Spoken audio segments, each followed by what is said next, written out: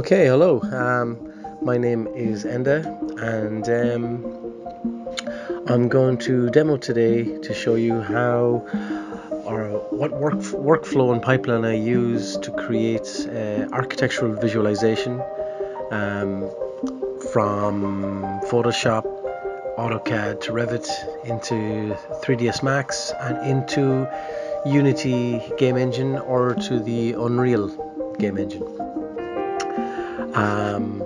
So beginning, okay, let's start. So first what you got to do is, of course, is open Unity. Now I've got Unity Hub installed, so let me see, and I'm using 2019.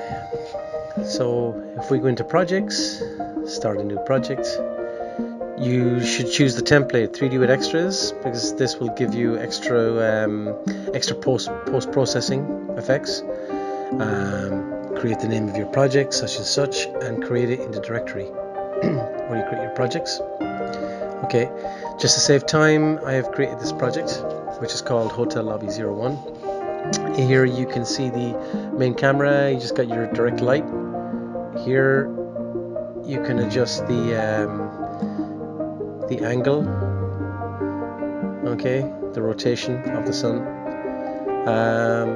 You've got, when you open up a scene, if you click F on your keyboard, it's a shortcut to zoom in on a selected object. So this is what ships with the template. These are just example assets. As you can see, if I extend down the game object, you can see there's props, the worktop, light probes, reflection probes. Okay, so the first thing to do is to turn off that. We don't need that. What we do is go down to the project window, and what I usually do is set up a new folder. I already have one set up here, I think. What you say? Create new folder.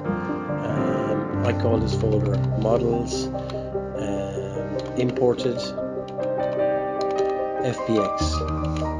Okay, you can name it whatever you want, but inside this folder, and if you right click, import new asset, and then you can search to where you keep your FBX assets that you exported from 3ds Max. Developments, FBX collections. So in here I've got Hotel Lobby. These are my different FBXs. Okay, so to save time, I already have imported that FBX. Bang! Here we go. Okay, so if I just zoom out, and we can see that is the FBX. Okay, and if I right click on that FBX, and okay, that's fine, and into the folder. Okay, so when you import an FBX, there's a few things you have to make sure. This is your checklist on importation. Click the model tab. Alright, so select the original FBX in your models folder, and this is the model of the lobby. Always make sure that generate light map UVs is selected. That'll make it a lot easier for Unity to calculate light mapping. You got to go to rig. I prefer to choose legacy. You can turn on and off animation depending if your FBX has any animations or if it's going to be static. Materials, choose external materials legacy and choose from models material and click apply. So you got to click apply here each time, and when you click apply, what will happen is that all the textures will be imported into a over here into a texture folder, as you can see. So just clicking apply on those import options, this folder was created. Now all of these bitmap textures are actually from Vray materials, because the original scene was set up in 3D Max with Vray materials and for Vray rendering. So I created a Vray rendering and Vray animation. It's a long, slow process, but you get very nice light bouncing. and ambient occlusion. Okay, but this is very different. So now I'm taking it into a game engine so that we can interact with the model. We can also create high-end animations, but based at the purpose, the target for this project is to create a build, a VR build. Okay, so we've got our main camera. Just click on your main camera in the hierarchy window and click F on your keyboard, and that will bring you in as such, just like so. And okay, that's our directional light.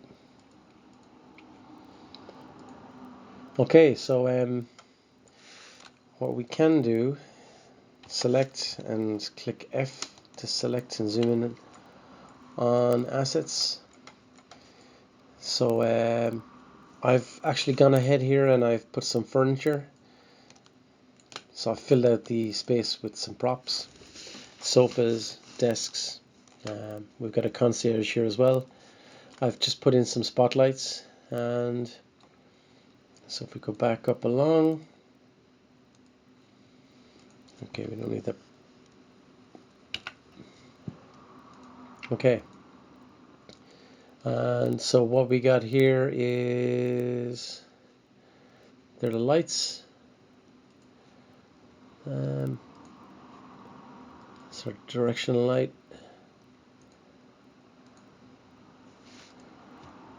We select those spotlights, turn them on, turn them off. Those spotlights are created here in Unity. Just go to Game Object, Light, and you got point light, directional area. So spotlight, like such, and then you will place your spotlight, and then you can adjust the range here. Sorry, the range, the intensity of the light, the color of the light, and the angle. Okay, so we don't need that spot for a moment. So take that out. Okay. So now, okay. Oh yes, I wanted to show you why you chose the template 3D with extras. This is a great feature in Unity. It's called the post-process volume, and this post-process volume is attached to the camera. So if we turn this on, okay, you can see the difference. It's a post-processing color correction. And what you've got in here is, if I collapse down some of these buttons, you've got, of course, some of these are self-explanatory. You got color grading, you got bloom, turn on and off bloom. The bloom is a little too high, so you can step down the intensity of the bloom or step it up, depending on the style of your animation. Color grading, you can choose different. This one's pretty cool. Temperature, you can bring the temperature cool to warm, depending on your style. And also you've got contrast, right, for different effects. So you should experiment with a few of these. That's very important. Color grading is important, bloom's important. Vignettes, yes or no, you can see in the corners here, the black vignette. Ambient occlusion is very important.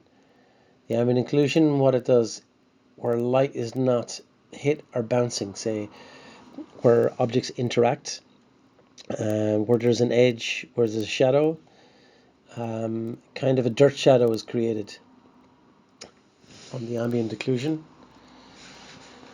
And depth of field, that's when the camera is animated, when it's approaching closer and objects, nearer objects, further objects. Okay, so that's the post-processing stack, and that post-processing volume is attached to the main camera. So if we go into the main camera in here, of course, you should already have experimented with the camera settings. You got the field of view, as you can see here in the game preview. Most of these stay the same. Display set at 1. If you go into game, you see display is set at 1. I'll show you what you can do later on with different displays. And let me see, if you go down here, there, that's it on, that's it off. So this post-processing layer is attached to the camera, and you got a trigger. Your trigger is your main camera here. So you drag across and attach your camera. If you create a new camera, If you go up here and create a second camera, this camera does not have post-processing. Okay. Just as an example, if you go to target display here, if you choose display 2, if you go into game, now you will see a different angle when I choose 2. Okay, so that's camera 2, that's camera 1 and camera 2. You can see here in the game preview, and you can set up as many cameras as you want. So if you have camera 1, display 1, camera 2, display 2, and in sequence, all the way down to camera 8. And you can set up another couple of dozen cameras and a camera to match. And what you can do then is render each one of these different scenes. Now, the problem here is the difference between this camera and this camera. It is missing the post-processing layer. Okay. So you would have to, what you can do is go to the main camera and you can copy component and go to the second camera. Let's just name it camera 2, and you can paste component as new. Now it works. So now you've got the post-processing color correction filter attached. Okay, so turn off camera 2 for now. In game mode, turn on display 1 and then go back into the scene. Okay, so we don't need camera 2. Okay, so we have camera 1. We go in here, the inside of the assets in the project. Actually, this project is dockable, this project tab, so you can take the tab across here. I prefer to do this on the left hand side. And okay, so you've got your game preview window, and you're in edit mode here. Move this across so you got plenty of space to play off. And you can't see from this recording, but I actually have how I work is I extend 2 screens, two 42-inch 4K HD screens. Sometimes I just split those tabs, the inspector tab, the project tab, across onto the second screen. Okay, so as you can see, this is our hotel loft space. Very nice. Click on a piece of furniture, hit F on the keyboard, and then you can just focus around that prop. All right, we can go up. Pull it back and just kind of have a look around. This model initially was very high poly, so in Max I had to reduce it. I had to optimize the model and separate the model into groups, and I used the Pro Optimizer modifier. So I looked that one up in Max.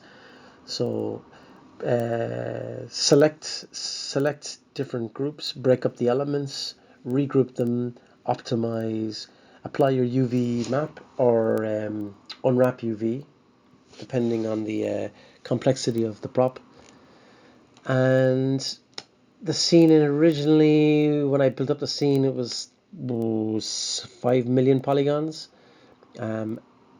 And in the end, before I exported, I had everything reduced down to 400,000 polygons. Okay, as this scene here. And it was all set up in Vray, so I had Vray lights and Vray materials. These are all Vray textures. Okay, so what I was going to show now, actually here you can see the old placements for the Vray lights in scene. Okay, so we have our assets, we have our lighting put in, and we have our color correction. We can adjust our directional light. Let me see. Okay, that's the sunlight coming in from the skylight above.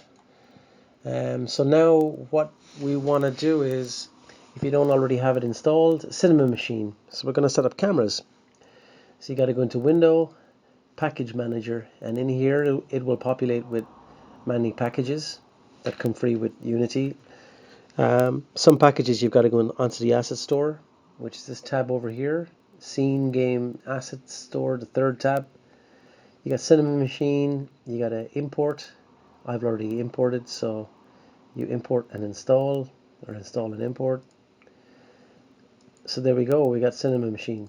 Now, just for this purpose, let me drag the project window down. So all you've got here at the moment is your hierarchy window, your inspector. The inspector is important. When you click on a prop, you've got all the parameters and attributes for that prop, and then here you have the shader where you can change the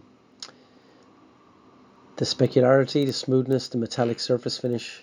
You can add a normal map. You can add in here like this, just like here, a texture map, a bitmap, or none, just a color. You can change the color, as you can see. Okay, and you can change the tiling. Anyway, okay, so we get the project here. Now, what we want to do is we have our FBX asset. We have our lights set up. We have our textures in. And what we need to do is to start setting up an animated sequence of cameras. So what you do, you've installed Cinemachine, you go to Window, you go to Sequencing, Timeline. Drag this Timeline tab down beside Projects. Okay. And now you have to create an empty game object. Just max this one up. Alright, an empty game object, and just say we'll call it main scene, because we're going to create a director camera for the main scene. Okay, and this main scene will be the umbrella for all of these, for the camera, the light, the post-processing volume, and your FBX. So drag it down. This camera we don't need, you can delete camera 2. So we've got, that's what we've got. Okay, so now if you click on the main scene, which encapsulates the light, camera, and the prop, let me turn it on and off the prop. If you turn it off, we just got an empty scene with a skybox and a camera and a sun, the directional light. That's it. So turn back on your prop, and I've actually unpacked this prop. When you bring it in, at first, just like here, see this male standing, this guy here, this is our static. Mark it here on the right. See over here, mark it static. He's not going to be animated. He's got no animation controllers. So I've imported this character to populate our scene. When you import an FBX, it's in blue. If you want to make changes inside, like to his skeleton, his root, to his base mesh, you have to unpack. So you gotta unpack prefab, unpack completely. So now I can make changes. The same with the hotel cinema lobby. When you bring it in first, any FBX, it will be blue, and you can't edit the FBX. You can't make changes down in this hierarchy of children, but you have to unpack it. It's a new feature in Unity, a couple of versions back. And if you unpack it, then you can make changes. You can delete some furniture, you can change things around. But remember that if you re-import that FBX, if you change that FBX back out in 3D Max and re-import, the changes will not update in the scene. So you only unpack your FBX when you're satisfied that that's it. There's no more amendments to be made externally. Okay, so that was that FBX unpacked. That's the main scene.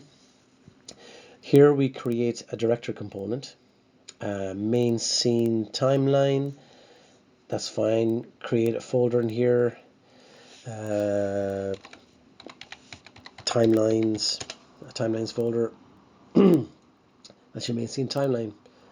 Okay, so now what you've got is you've got an animation track, and this is directly connected to Cinemachine up here. So open up your main scene. Very important, select your camera. At the moment your camera only has post-processing, audio listener. It doesn't have any Cinemachine script. So okay, select your main scene, lock the main scene. If you don't lock it, when you change when you choose a separate another asset, it disappears. So main scene, the little padlock icon, click on your camera, drag it, drop it in, and 1 second now. Okay, so what you got to do is right click here, create Cinemachine track, and let's create a Cinemachine brain script, and you grab your camera and you drop it in the slot. Create Cinemachine brain on main camera. Sure. Now if we click on the main camera, that's the director of our movie, and what you've got here is all of your scripts as before. Post-processing is here, everything, but you've also got the Cinemachine brain script. Okay. This we can go into in another tutorial. There's a lot of advanced animation tricks in here and some parameters. So basically we have our camera with the Cinemachine brain script, our light, post-processing volume, our FBX, and our main scene camera, our main scene FBX. Okay, so now what we got to do is, if you click on the main scene camera, we're going to set up virtual cameras. If you right click, add Cinemachine slot, and over to here and create a virtual camera. So now you've populated here, if you turn it on, a virtual camera. Now, so we can move this virtual camera around. Let's go in here and just check. We'll change to seconds instead of frames. The first Cinemachine slot defaults at 5 seconds. Okay, so if we, in scene mode, if we choose where we want our camera to begin, just say here at the bottom of the lobby. Okay, down at the front desk, the ticket desk. So if we were to start from here, just move around with using the mouse and Alt and Control as you would in any 3D software, and click on your virtual camera. Hold down. This is a shortcut to commit the view to a camera view. So hold down Control, Shift, and F. Okay. So now, if you go into Game View, that's what's captured, the first camera. If you want to open up the field of view, like so, and then Control Shift F. Now if you go back into Game View, you see you've got more of the desk in the composition. Okay, so that's the virtual camera 1. Now we need to create a second camera. So this is position 1. Think of these as position 2, 3, 4, 5, 6. We're going to create a sequence of cameras. This is one way to use Cinemachine. Another way is to set up up here we can set up a free look camera. We can set up a camera, a dolly camera on a track, a dolly track with a cart. So all of these have their advantages and disadvantages, the pros and cons, as you would say. Okay, so right click again, Cinemachine, create virtual camera. Virtual camera 2 has been populated in the hierarchy field. Turn it on. Okay, so now if we choose the virtual camera 2, if we move forward with our mouse, okay, if we just select something to jump forward, select and hit F on your keyboard. So here we are at the top of the steps to enter the foyer. So we want to capture that camera as our second virtual camera. So click on the virtual camera 2, hold down Control, Shift, and F. Okay.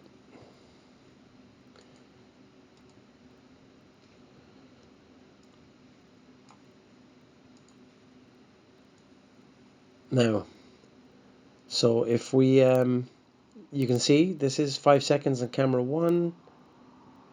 And in game view, you can see 5 seconds on camera 2. Alright, so it's just jumping from one camera to the second camera. Put in a third camera, add Cinemachine slot, sorry. Create virtual camera, you got virtual camera 3 here, turn it on. Pull it down in place. Again, it's 5 seconds long. And click on virtual camera 3 in the hierarchy, and back into scene mode, and move forward. Just say click on this piece of furniture, hit F on your keyboard, and just say we want to kind of that angle. Okay, so just go back up to virtual camera 3. Just click on virtual camera 3 only, Control Shift F. You can adjust this field of view box like so to encapsulate more of the composition, and hit Control Shift F again just to confirm that composition. And now if we go into game mode, we can see that we've got 3 virtual cameras in 3 different positions in our FBX. Now we've got a tween between those, so that's quite easy to do. Just bring all the 3 cameras together, and you can push and pull and tween between the cameras. So now we have a little tween transition. We got a pause here for 2 seconds, and we got a 3-second pan across. Okay, so we start off on 2 seconds, and then we slowly ascend the foyer stairs. We come to 8 seconds, where we will pause for 10 seconds at the top of the stairs, and then we will swing around and pan. Okay, and you can actually move this down further if you want a longer pan from 10 seconds up to 13 seconds. Bingo. And so basically you would create again another camera, create a virtual camera, choose it, turn it on, go back into scene mode, and say choose F, hit F on the keyboard. Okay, that's quite a swing around. And go back up to our cameras, close it down, camera 4. And if we go to camera 4, Control Shift F on camera 4. Okay, so let me see what we got here now. We got virtual camera 1, transition, 2 seconds, camera 2, transition, and camera 4. So now if we transition at camera 4 and tween between, and use your mouse wheel just to zoom in closer. So we got here, we got 1.5 seconds, and then we got a pan across. Okay, to focus on maybe some people sitting here at these desks. So now we're up to say 20-second animation. Okay, and you can set up markers and snap markers and stuff in here.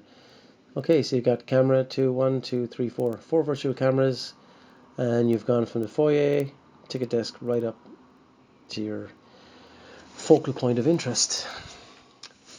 Okay, so that is the very basics of Cinemachine. And okay, so there's one more thing we got to do. So I mean, Cinemachine, yeah, Cinemachine 4. If you go into virtual camera 4, just to show you something in here, let me see. No. Okay, you can render. Go into game mode. You can render different cameras. But what we want to do first, I want to create an MP4 to show the client a fly around or a walkthrough of the scene. And then if they're happy with the MP4 video with the fly around, then we can commit to create a VR build. So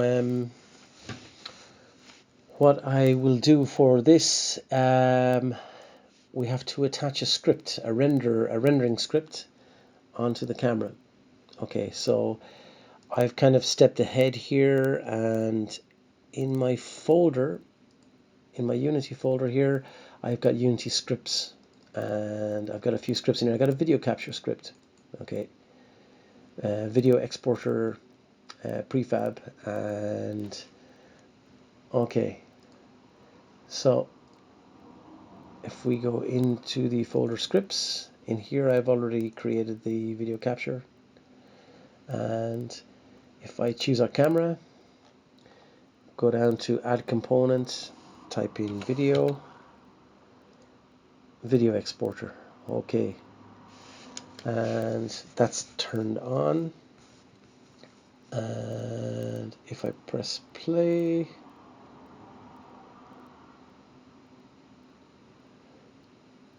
okay, what's happening then, as you can see, frame by frame, this is rendering. It renders pretty fast, to be honest. Okay, we'll turn that off. Okay, let me see. And that's stored on the D drive. You can open up the script and you can change the directory where it will be saved. What I like to do is render on maximize and play. So render full 4K resolution.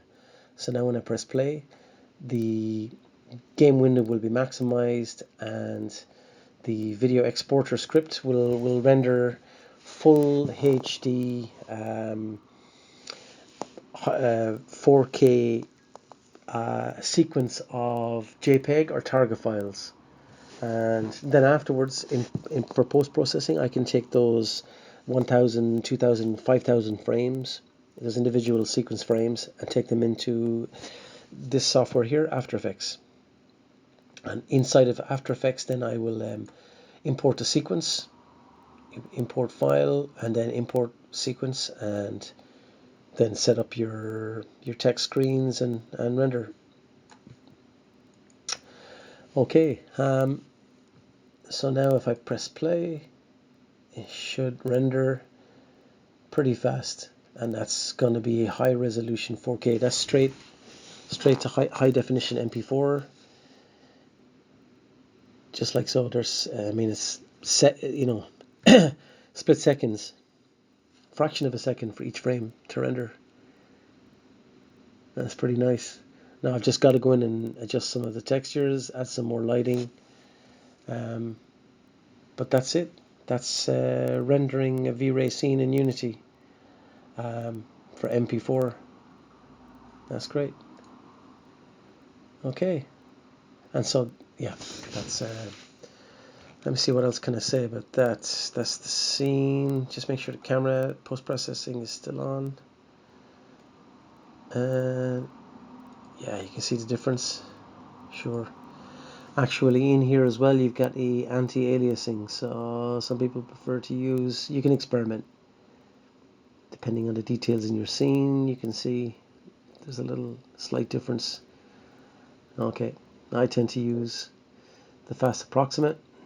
And okay, so that's the basics of setting up a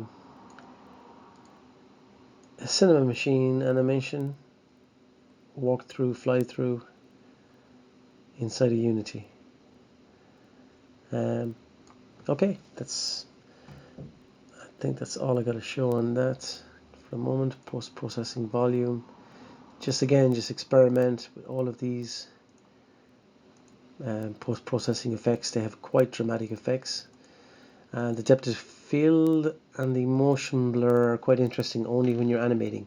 So you will notice afterwards, like if there's a fast movement between the lobby floor and the top of the stairs, if you have this one turned on, it will blend between those tween frames.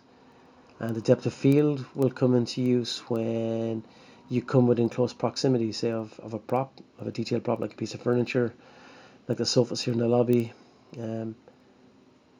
where everything else would be a little slightly out of focus. So you can create really strong cinematic effects with Cinemachine quite easily, quite fast. There you got 20 seconds. I mean, I will make maybe 1 minute animation, so I could add in 40 more seconds, and I can do a fly around to look at some of the shops and maybe take it upstairs, up into the mezzanine, up into wherever the cinema screens above her. So that's that. 34 minutes. Okay, so that's just setting up your. Oh, I'll show you one more thing. Lighting's important. So if you go into window, if you go into rendering, you got lighting settings. This is really important tab. I should have shown you this from the beginning. Put that aside. Put that over there. Put that over here. Okay, we got a nice view of our scene. You can zoom out. This has nothing got to do with the cameras. I mean, this is just your edit space. Very nice. Lighting. Okay, so you get your inspector, you get your lighting, and in here, okay, in here, what you got to do is here, before you render, you got to generate your light maps. Okay, so I usually turn off auto generate, but when I have my scene set up, when I got my lights in place, when I got my color correction, my post-processing volume set up, I will generate lighting. Now this could take up to, this is quite a big scene, so this could take up to an hour, it could take 20 minutes, it could take 5 minutes. You got fog setting in here. You can go in, you can adjust fog. It's useful for an external scene or for an atmospheric scene. You can step down the density to whatever. Yeah, it's not too bad actually. It can have a use even in this scene. So you gotta have a look at that. Your ambient occlusion, and these are a little bit more advanced. Okay, so that's your lighting settings, your baked light maps, real-time light maps. If we go back and have a look at the camera, no, it's a directional light. Make sure it's set on mixed, because if you set it to real time or baked, mixed is what you need for VR or for just to render to animation. Baked mostly for games. Well, baked, if it's a large scene, baked, you can bake all your textures and bake the lighting on your textures. Shadow strength, as you see here, is cool to adjust. So your shadow settings, your bias settings, soft shadows. I usually prefer soft shadows. Mixed lighting. Set your intensity. Go back into your main scene. Nothing to show there. Post-processing volume. Again, with your main FBX. Go into project. Assets. At the beginning, your model, your FBX. The same with the character. Model, generate light map UVs, check that one, check legacy, turn on and off animation. Here, this guy has an animation, he's got an idle animation attached, so we'll keep that. In this case, we would ping pong that animation. If you want to just repeat on running on the spot or just standing idle. And materials. Legacy from models, material. The same with the hotel, with the hotel lobby. And generate light map UV is very important, because if you don't select that, then when you go to lighting, and then when you choose your light, if you go to bake, here, generate lighting, you're going to have a lot of problems if you don't have the proper UV maps before when you import it, and generate UVs. Light map UVs. I have on my main FBX chosen to here choose the FBX, not the prefab. In the hierarchy window, this is just a prefab instance. The original FBX selected, generate light map UVs. Then when I go to bake the lighting in my scene before I animate or before I create a build for VR, generate lighting. Okay. So that was important to show. Go back in again just to reiterate from the beginning. Choose ultra high quality. Pixel count, I have plenty of spotlights, so choose like say 20. If you drop that down, you see the effect on the screen inside. If you drop down that lighting, okay, it's a count, it's an algorithm to calculate the different lights in the scene. I set it for 21 lights. You're multi-sampling at 8, of course, and you can adjust your shadows in here. You can see in the background the distance your shadows will cast. That's important. You can leave all this. This is just setting up LOD levels, just quality. Just that's important. Those few settings. Knock that down, and then your camera. The inspector of your camera. Where's your camera? Your post-processing is turned on before you render, and your Cinemachine is attached, and your exporter script. Otherwise, you can use Octane. So if you download Octane from the asset store, go in here to the asset store, type in Octane. With Octane, it's a built-in renderer, so there's a lot of advanced settings. You can render to many different outputs from Octane. I use the script because it's beautiful. It creates HD sequence files that I bring into After Effects anyway. I prefer to work in After Effects for compositing in here, right? But if you don't know how to use After Effects, you don't have it, then choose the Octane renderer for sure.